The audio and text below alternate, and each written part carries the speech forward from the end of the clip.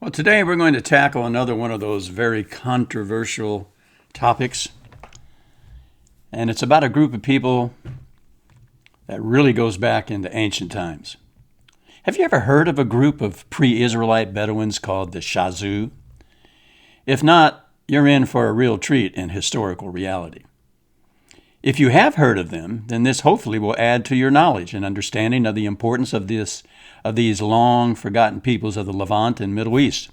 Who were the Shazu? Well, the Shazu were a Semitic-speaking group of nomads mentioned primarily in Egyptian text from the 15th to 12th centuries BCE, before the Common Era. They roamed the southern Levant, particularly in regions of Transjordan, the Negev, Edom, Moab, and northern Sinai/Horeb.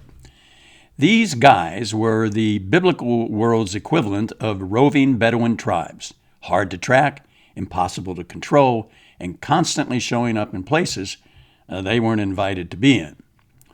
The term Shazu appears in New Kingdom Egyptian sources, most notably the tomb of Amenhotep III's officials, circa 1390 to 1352 BCE, the Temple of Karnak, in battle reliefs by Seti I and Ramses II, and the Soleb Temple, built by Amenhotep III. In the Soleb inscription, there's an especially juicy reference to Shazu of Yahu, or Yah. Yeah, that's Yod-He-Vav-He. More on that in a minute. The Shazu are portrayed in Egyptian art as long-haired, bearded Semites, wearing sandals and kilts, sometimes bound and being dealt with by the pharaohs. And they are associated with rebellion, raiding, and general anti-Egyptian vibes. Well, where did the Shazu live? Well, as Bedouins, they had no place of residence, but were nomadic in behavior, always on the move, looking for better grazing for their flocks, and battling with those that surrounded them, such as the Egyptians to the south and Gaza to the west, and those city-states around the Persian Gulf region. However, they mostly roamed in Edom and Seir. Several Egyptian texts place the Shazu in a region called Seir, which the Bible also associates with Edom. In the Araba Valley, east and south of the Dead Sea, were classic Shazu stomping grounds. And also in the wilderness of Paran, Midian, and the Negev, possibly linked to the future haunts of Moshe and the Israelites. Excuse me. These are the same zones where Yahwism eventually emerged and spread northward into Canaan. Well, who was this Shazu of Yahu, or Shazu of Yah, also known as the Yahu bomb, or the Yod-He-Vav-He bomb? Well, here's where things get really spicy. In the Soleb Temple, circa 1400 BCE, there's a list of foreign peoples defeated by Egypt, including one group called Shazu of Yahu. This might be the earliest reference to the name of Yod-He-Vav-He outside the Bible. Scholars have linked Yahu to the Tetragrammaton Yod-He-Vav-He, the ineffable name of the source, Hamakor. Now, does this mean the Shazu worshipped Yod-He-Vav-He? It's highly likely.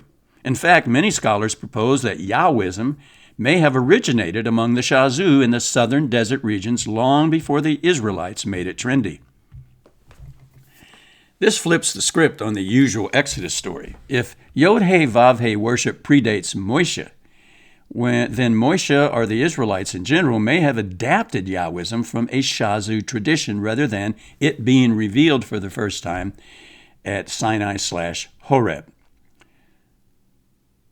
Are we talking about the same tribes, the Shazu versus the Israelites, with different PR branding over time? There's a theory, gaining traction, that the early Israelites were either Shazu or closely related to them. Why are modern-day biblical scholars leaning more in that direction with each new discovery? Well, basically, there are four main reasons. One, the geography. Early Israelite settlements appear in the hill country of Canaan near Shazu territory. Two, the religion. Both groups worshipped Yahu or Yod-He-Vav-He before the rise of centralized Israelite religion. And three, their lifestyles. The early Israelites were semi-nomadic shepherds, much like the Shazu. And 4, finally, there are those nasty biblical links. Seir and Edom, Shazu lands, are frequently referenced as wilderness sojourns for Moshe and the Israelites.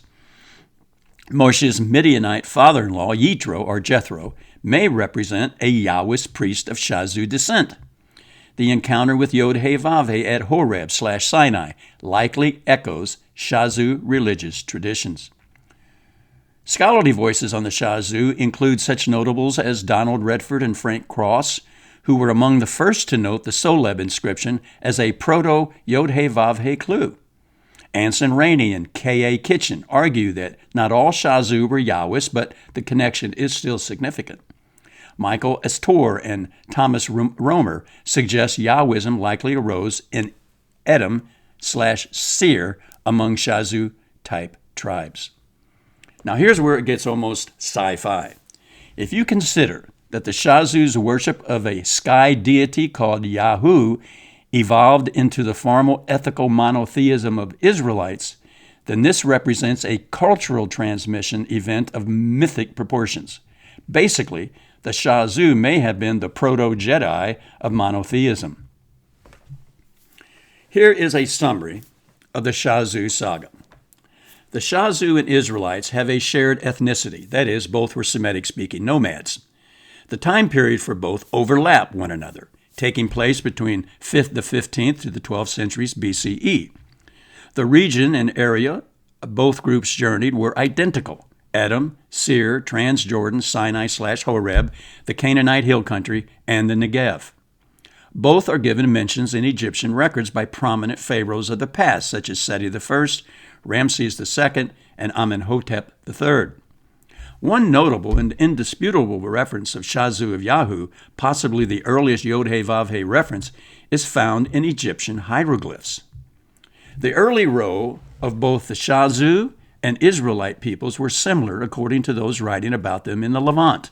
That row being portrayed by the Egyptian scribes was as troublemakers, raiders, rebels, and possibly early Yahwists.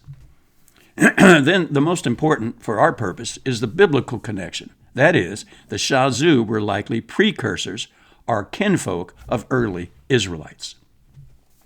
The religious connection is significant, and the intriguing idea that the religion of the Shazu may have passed Yod-Heh-Vav-Heh worship to Moshe and Israel.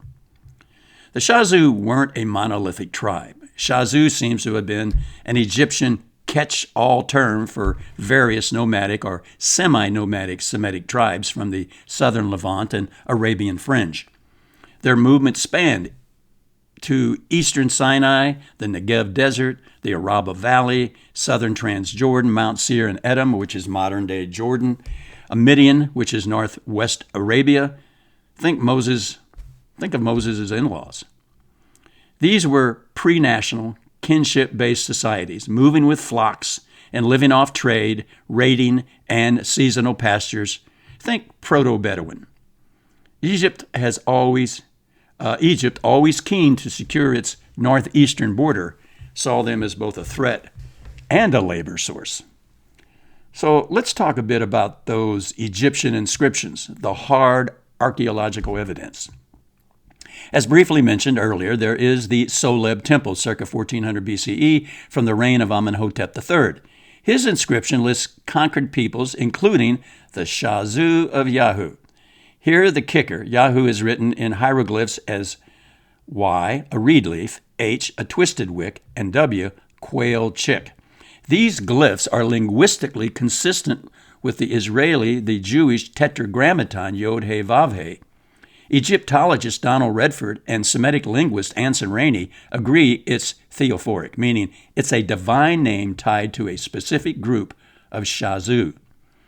The presence of Yahu in Edomite territory suggests Yod-Heh-Vav-Heh was first worshipped in Edom and Seir, not necessarily in Israel, which lines up eerily well with several biblical references. For instance, Yod-Heh-Vav-Heh came from the Sinai/Horeb and dawned from Seir upon us. He shone forth from Mount Paran, Deuteronomy 33:2.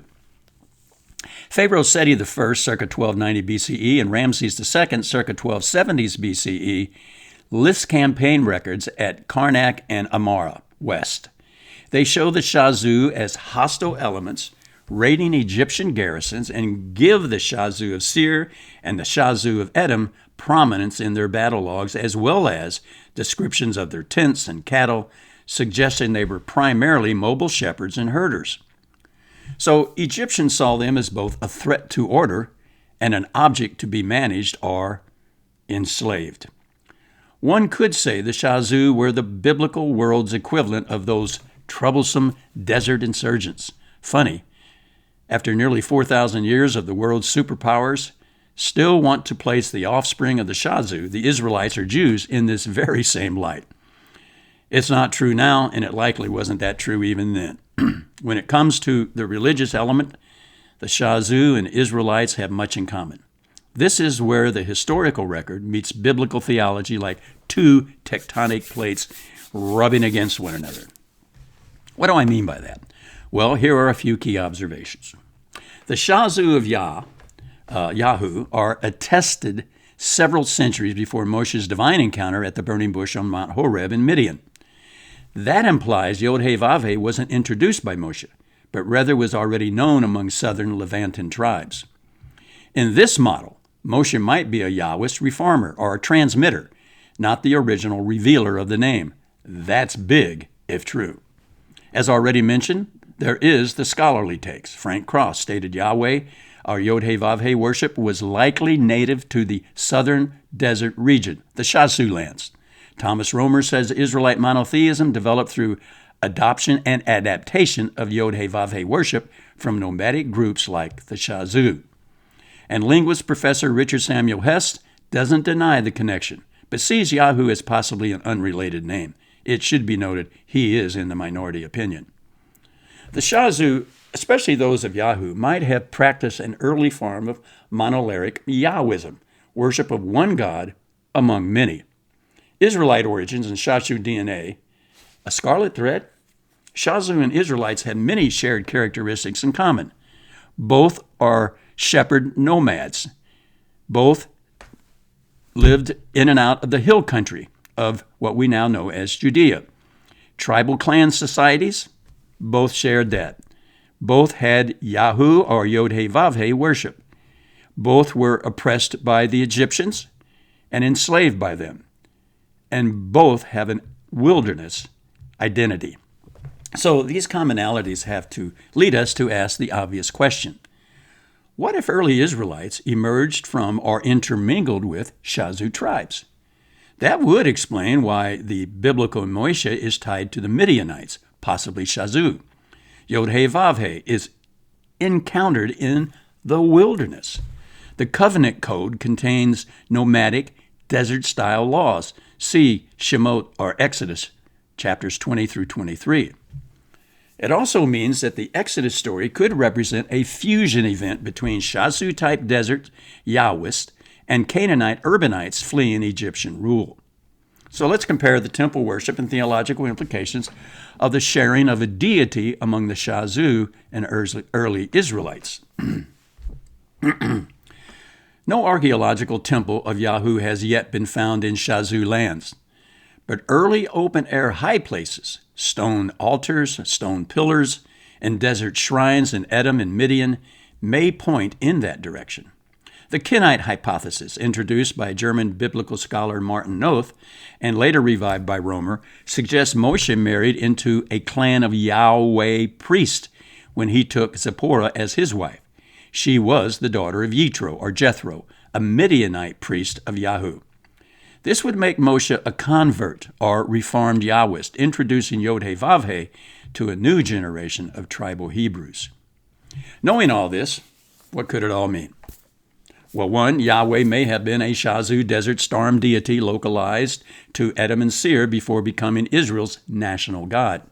Two, the Israelites may be a hybrid population combining Shazu nomads, escaped Canaanite serfs, and other Levantine tribes. The Torah reflects, number three, both nomadic and settled sensibilities, evidence of this cultural fusion. And four, the Exodus may be a memory of migration and transformation, not a literal escape from Egypt story. As Jews, we take the Exodus as presented in the Torah on faith and as a divine fact.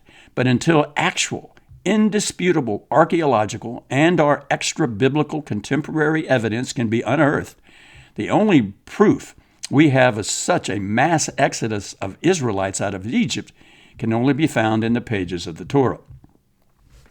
And 5, finally, Yod-He-Vav-He worship likely evolved from henotheism, one God worshipped among many gods, and it progressed to monotheism, the worship of a one and only God with no rivals, with the Shazu as the germinating soil for its growth and spread.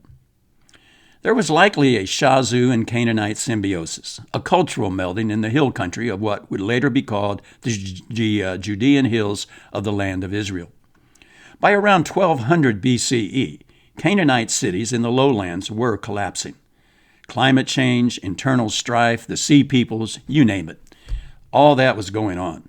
Meanwhile, hilltop villages began springing up in the central highlands, modern-day Judea and Samaria area, wrongly called today the West Bank.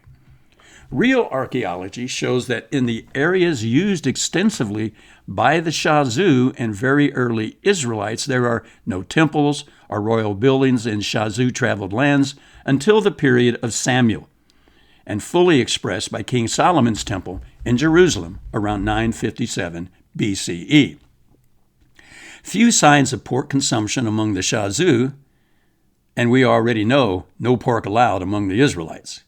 Circular family Bedouin compounds have been found, very tribal and nomadic camp setups, much like we see with Abraham, Isaac, and Jacob. These hill folk are thought to be the proto-Israelites, but here's the twist. Their material culture is nearly identical to late Bronze Age Canaanites, just simpler. So what were they? Likely Canaanites fleeing chaos, Shazu nomads moving in from the south, a few stragglers from Egypt, cue the Exodus memory. This is the fusion zone where the Shazu of Yahu cult might have joined the Canaanite El worship. El, the Canaanite high god, was often merged or equated with other tribal deities. We see that throughout the Torah. In the early Bible, we see this blend in the use of words such as El Elyon, which means creator of heaven and earth, or Yod-He-Vav-He, possesses me at the beginning of his way. This looks like a sort of Book of Genesis mashup. So the Yod-He-Vav-Hu of the Shazu may have replaced El as the primary deity, possibly via a priestly or prophetic movement, for example, Moshe, Aaron, and the last judge and early Israelite prophet, Samuel. Is Moshe and Midian a real-world origin story, or does it have its genesis in much older word-of-mouth tales told by nomadic Shazu peoples and adopted by Moshe or early Israelites, especially during Moses' 40-year life in Midian with Yitro and his daughter Zipporah? Moshe's in-laws were Midianites, and they are repeatedly tied to divine wisdom and the name of Yod-He-Vav-He. The burning bush story is loaded with subtext. Its location? Midian, Shazu land. Its theophany? In the desert. No golden temples, just fire and voice. The divine name? I am that I am, is a linguistic echo of Yod-He-Vav-He, or Yahu. Yitro, or Jethro, a priest, gives Moshe divine counsel before Horeb, or Sinai. Could Moshe have learned about Yod-He-Vav-He from the Midianites Shazu and brought that tradition to his Hebrew kin? Many scholars say yes. This flips the Exodus narrative on its head. Not the Hebrews brought God out of Egypt, but Yod-He-Vav-He came from the desert, which Moshe and the Hebrews redefined. That's pretty midrash worthy when you pause to think about it. Let's get down to the nitty-gritty. The Shazu may have been an anti-imperial group of insurgents. After all, Egypt was the dominating force in Canaan. The Shazu were known for raids on Egyptian trade routes and outposts. Yod-He-Vav-He's identity may have formed in opposition and threat to Egyptian gods and power. This gives new depth to the Exodus narrative as political theology. Yod-He-Vav-He isn't just a god. Yod-He-Vav-He is a liberating force, a cosmic disruptor of Pharaoh's world order. and designs. The Shazu embraced a desert deity with no idols, no fixed temple, and no national state. That anti-idol, anti-central power stance shows up strong in Torah law and the prophets. It makes sense that the prophets hated kings and high places, doesn't it? If all this is true, then what was the theological evolution from Shazu Yahuism to Jewish ethical monotheism centered on a one and only God named Yod-Heh-Vav-Heh? Well, here's how the idea may have morphed. Beginning with the Shazu period from 1500 to 1200 BCE, the view Yahu or Yod-Heh-Vav-Heh was that of a local desert deity of storms, mountains, and wars. From 1200 to 1000 BCE, we have the early Israel period, in which Israelites had Yod-Heh-Vav-Heh as their national god, who shared the stage with other lesser deities such as El, Baal, Moloch, Asherah, etc. From there, we move into the prophetic era, circa 900 to 600 BCE. This is the period of Israelite history, where the Shazu are but a faint memory, and Yod-Heh-Vav-Heh is now the supreme being, demanding ethical behavior from the Israelites in a purely ethical monotheism. Finally, we enter the post-exilic period, circa 500 BCE and onward, in which Yod-Heh-Vav-Heh has become the universal and sole creator of all that is, or what in scholastic terms, the beginning of philosophical monotheism. Yahweh doesn't change character overnight. He evolves from a mountain storm god of nomads into the cosmic source of being. But the Shazu spark, may have been the original flame that began the fire. In summary, the Shazu of Yahu are the oldest known people linked to Yod-Heh-Vav-Heh worship, predating Moshe by centuries. The Shazu were nomadic shepherds in the Canaanite hill country of what would become the land of Israel from Jacob's time onward. Edom, Seir, and Midian, desert and hill country folk living hard and free. Yod-Heh-Vav-Heh likely started as a storm or war god of nomads, became Israel's national deity, then morphed into the ethical, transcendent one we now call Hashem. Moshe may have adopted Yod-Heh-Vav-Heh from Midianite Shazu tradition and reintroduced it to the Hebrews. The Exodus and Sinai narratives may reflect memory fused with theology, grounded in real-life journeys of desert tribes, and adapted over time, morphing into the Yod-Heh-Vav-Heh we have all come to love, fear, and adore, and worship as the source, the supreme being, the creator of all that is. Well, that about sums it up, what we currently know about the Shazu and their likely connection to Israel and our God, Yod-Heh-Vav-Heh. I want to thank you for staying tuned to this, and I hope you were given some really good information that you can further expand on your own studies. And I always encourage everyone to study this stuff for themselves. You know, I can lay the groundwork, but you have to go take it from there. So I would encourage you to like and subscribe and share this video. Check me out on YouTube and Rumble and across social media platforms. And the links to my other connections to my locals page, blogger page, and Substack are in the description of this video below. So, beloved, until next time, I want to wish you a shalom.